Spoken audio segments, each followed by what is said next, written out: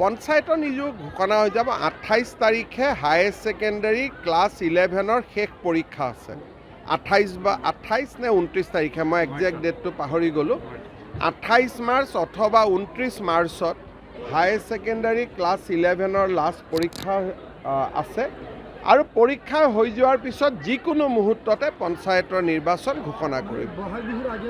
বহাগ বিহুৰ আগতে শেষ নহয় কাৰণ 29 মাৰ্চ যদি আপুনি হিচাপ কৰে যদি 30 মাৰ্চতো ইলেকশ্যন ঘোষণা কৰে মই এটা উদাহৰণ হিচাপে দিছোঁ তেতিয়াও 30 এপ্ৰিল হ'ব আৰু যদি 2 এপ্ৰিলত ঘোষণা কৰে 2 মেলৈকে যাব গতিকে বিহুৰ মাজতেই পঞ্চায়ত ইলেকশ্যন চলি থাকিব আমাৰ পাৰ্টিৰ সভাপতি দিলীপ শইকীয়া আছে পাৰ্টিৰ সম্পৰ্কত তেখেতকে সুধিব আজি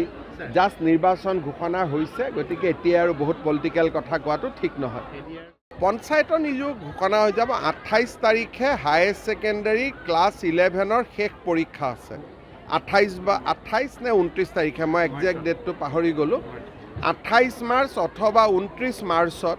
হায়াৰ ছেকেণ্ডাৰী ক্লাছ 11ৰ লাষ্ট পৰীক্ষা আছে আৰু পৰীক্ষা হৈ যোৱাৰ পিছত যিকোনো মুহূৰ্ততে পঞ্চায়তৰ নিৰ্বাচন ঘোষণা কৰিব বহাগ বিহুৰ আগতে শেষ নহয় কাৰণ 29 মাৰ্চ যদি আপুনি হিচাপ কৰে যদি 30 মাৰ্চতো ইলেকশ্যন ঘোষণা কৰে মই এটা উদাহৰণ হিচাপে দিছোঁ তেতিয়াও 30 এপ্ৰিল হ'ব আৰু যদি 2 এপ্ৰিলত ঘোষণা কৰে 2 মেলৈকে যাব গতিকে বিহুৰ মাজতেই পঞ্চায়ত ইলেকশ্যন চলি থাকিব আমাৰ পাৰ্টিৰ সভাপতি দিলীপ শইকীয়া আছে পাৰ্টিৰ সম্পৰ্কত তেখেতকে সুধিব আজি জাষ্ট নিৰ্বাচন ঘোষণা হৈছে গতিকে এতিয়া আৰু বহুত পলিটিকেল কথা কোৱাটো ঠিক নহয় পঞ্চায়তৰ নিযোগ ঘোষণা হৈ যাব 28 তাৰিখে হায়াৰ ছেকেণ্ডাৰী ক্লাছ 11ৰ শেষ পৰীক্ষা আছে 28 নে 29 তাৰিখে মই একজেক্ট ডেটটো পাহৰি গ'লোঁ 28 মাৰ্চ অথবা 29 মাৰ্চত হায়াৰ ছেকেণ্ডাৰী ক্লাছ 11ৰ লাষ্ট পৰীক্ষা আছে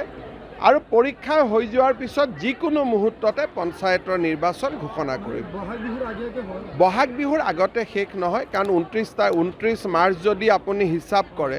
যদি 30 মাৰ্চতো ইলেকশ্যন ঘোষণা কৰে মই এটা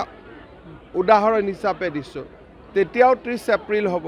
আৰু যদি 2 এপ্ৰিলত ঘোষণা কৰে 2 মেলৈকে যাব গতিকে বিহুৰ মাজতেই পঞ্চায়ত ইলেকশ্যন চলি থাকিব আমাৰ পাৰ্টিৰ সভাপতি দিলীপ শইকীয়া আছে পাৰ্টিৰ সম্পৰ্কত তেখেতকে সুধিব আজি জাষ্ট নিৰ্বাচন ঘোষণা হৈছে গতিকে এতিয়া আৰু বহুত পলিটিকেল কথা কোৱাটো ঠিক নহয় পঞ্চায়তৰ নিযোগ ঘোষণা হৈ যাব 28 তাৰিখে হায়াৰ ছেকেণ্ডাৰী ক্লাছ 11ৰ শেষ পৰীক্ষা আছে 28 নে 29 তাৰিখে মই একজেক্ট ডেটটো পাহৰি গ'লোঁ 28 মাৰ্চ অথবা 29 মাৰ্চত হায়াৰ ছেকেণ্ডাৰী ক্লাছ 11ৰ লাষ্ট পৰীক্ষা আছে আৰু পৰীক্ষা হৈ যোৱাৰ পিছত যিকোনো মুহূৰ্ততে পঞ্চায়তৰ নিৰ্বাচন ঘোষণা কৰিব